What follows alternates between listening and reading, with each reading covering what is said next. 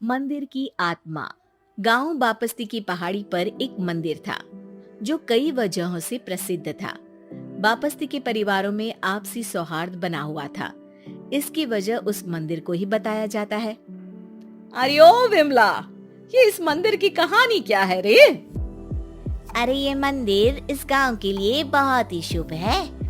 अरे शुभ तो है, तो फिर भी लोग इस मंदिर से दूर क्यों रहते हैं?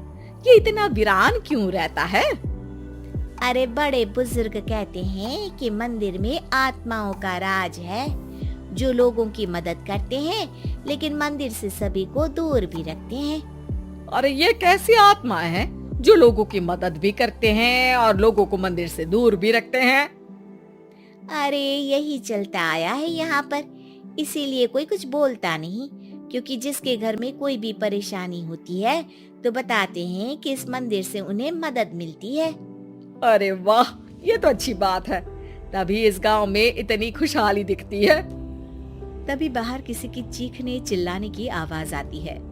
दोनों बाहर निकलती हैं तो देखती हैं कि गांव के एक बुजुर्ग रो रहे हैं क्योंकि शहर से उन्हें कोई बुरी खबर मिली है।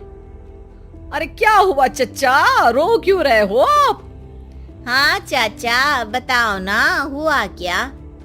अरे क्या बताऊं बेटे, मेरा बेटा शहर गया हुआ था कमाने, लेकिन आज खबर मिली है कि उसका एक्सीडेंट हो गया। वो अस्पताल में भर्ती है। अरे तो इसमें परेशान होने की क्या बात है चाचा, जाओ शहर और बेटे का इलाज करवाओ। हाँ चाचा, विमला सही कह रही है। आप शहर जाओ और इलाज करवाओ। अरे कैसे इलाज करवाऊं, अभी पैसे नहीं है और शहर के अस्पतालों में इलाज का खर्चा लाखों में आता है। अरे चाचा, भगवान पर भरोसा रखो, कहीं ना कहीं से मदद जरूर मिल जाएगी। बस आज का दिन कैसे भी काट लो। अरे अब तो बेटा थोड़ा समय काटना भी मुश्किल होता जा रहा है। देख कमला, तू ही समझा चाचा को। अरे पैसों का कहीं ना कहीं से इंतजाम तो जरूर हो जाएगा।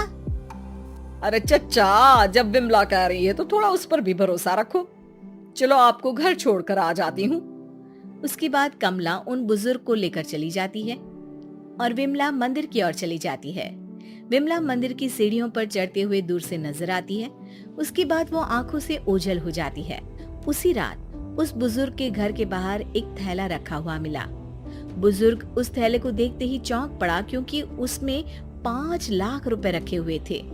वो बुजुर्ग सुबह दौड़ा दौड़ा गांव के दूसरे बुजुर्गों के पास गया। और मंगल भाई सुनो, मेरे घर के बाहर ये पैसों से भरा बैग रखा हुआ मिला है। अरे किसका है ये भाई? अरे भैया, मुझे क्या पता। तभी उधर से कमला और विमला निकलती हैं। अरे बेटा सुन तो, देख ये क्या रखा हुआ था मेरे घर के सामने। कमला और विमला हैरानी से देखती हैं। अरे वाह, देख विमला, तूने कहा था ना कि कोई ना कोई मदद जरूर करेगा। अरे भगवान सबकी मदद करते हैं, ये पैसों की मदद भी भगवान ने ही भेजी है। और क्या। अब चच्चा सोच क्या रहे हो? शहर जाओ और बेटे का इलाज करवाओ। ठीक है बेटियों, जो तुम कहो। चलो निकलता हूँ शहर बेटे का इलाज करवाने के लिए। अरे विमला, एक बात तो बता, ये इन्हें मिले तो कैसे मिले पैसे? अरे मैं ना कहती थी कि ये मंदिर सबकी मुसीबतों में मदद भेजता है। अरे वाकई बड़ी पुण्य आत्मा है मंदिर में। सो तो है, लेकिन उनके बारे में लोगों को कम ही पता है। अच्छा, और तुम्हें क्या पता है? जितना पता था वो तो बता दिया। ना रे ना, मैं नहीं मानती, तू कुछ तो छिपा रही है। अरे कुछ ना छिपा रही, जो पता था वो बता दिया। मंदिर से लोगों को मदद मिलती है, बस इतना ही पता है। ठीक है बाबा, अब नहीं पूछूंगी। इसके बाद उसी रात कमला चुपचाप अपने कमरे से निकलती है और मंदिर की ओर चल पड़ती है। कमला धीरे धीरे मंदिर के दरवाजे पर पहुंचती है। अंदर से हल्की हल्की रोशनी आ रही थी। इसके बाद जो वो देखती है वो हैरान रह जाती है। कमला इसके बाद तेजी से वापस लौट आती है।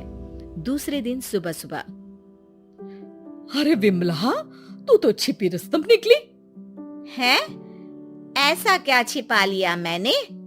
अरे तूने तो भनक ही नहीं लगने दी और चाचा की मदद भी कर दी। हैं? ये क्या कह रही हो? ऐसा कैसे कह सकती हो तुम? मैंने कोई मदद नहीं की। अरे सब पता है मुझे, कल रात मैं गई थी मंदिर। तो क्या देखा? अरे तुम्हारा पति और कुछ लोग वहां दिखे। बोरियों में नोट भरे हुए थे और सभी नोट गिनने में लगे हुए थे। तो तुम्हें क्या लगा? वो क्या कर रहे थे? अरे मैं समझ गई कि वो लोग कहीं से डकैती कर पैसे लेकर यहाँ मंदिर के पीछे छिपाते हैं। अब जब तुम जान ही गई हो तो बता देती हूँ, लेकिन ये बात किसी को पता नहीं लगनी चाहिए। मेरे पति डकैती नहीं डालते हैं, बस उन लोगों से पैसे छीनते हैं जिन्होंने गलत तरीके से पैसे बनाए हैं। और फिर लोगों की मदद करते हैं। यही है वो पुण्य आत्माएं जो लोगों को मदद पहुंचाती है। अब समझी? हाँ, अब समझी उन पुण्य आत्माओं का चक्कर। सही है। करते रहो मदद, लेकिन सावधानी से, मेरी तरह कोई और ना पहुंच जाए।